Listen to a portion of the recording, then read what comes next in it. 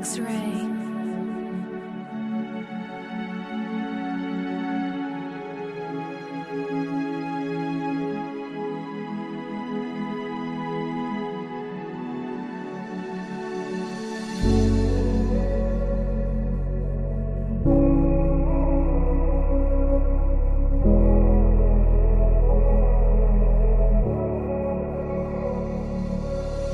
Salam aleyküm atam, berdi saattamdan altın. Kırk dömeri geceleri rahat yatam yok. Kellemde şolur pikirle kendimi ruham tutan yok.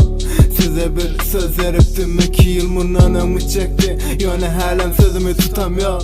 Sebep köp yerde koyverir, yanlışım ve hatam köp. Meni bağışlan, iyiliğin diline düştüm.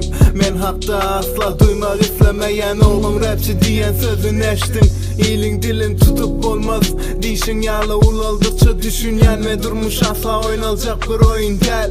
Ekinimde otlap yören koyunken, dost diyen hainken. Yönemenin tek kirli diplom bilen dolanmağa tayin del. Etmeli işlemken, görülen düşlemken. Mühemmesini durmuşa geçirmeli geç bolmanka.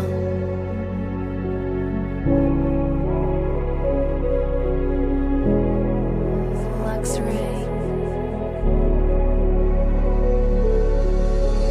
Yol aldım yalnızlığa, seyretmen hiç izıma. Ünsermen edenlerime, düştüm ince dillere.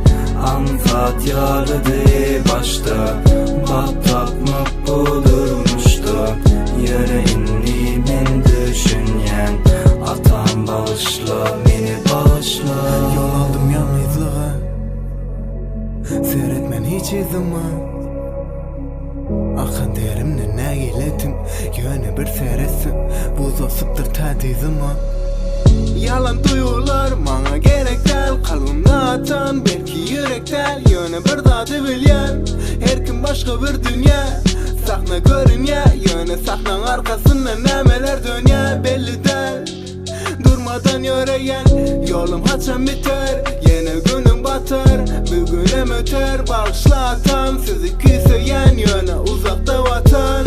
Menen uzakta.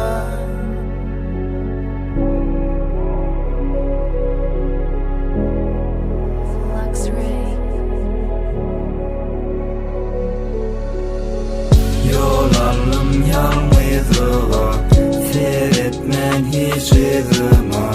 Ünsermen edenlerime, düştüm ince dillere. Anfat yarıdı başta, bak takmak bu durmuştu. Yüreğini men düşünyen, atam bağışla, beni bağışla.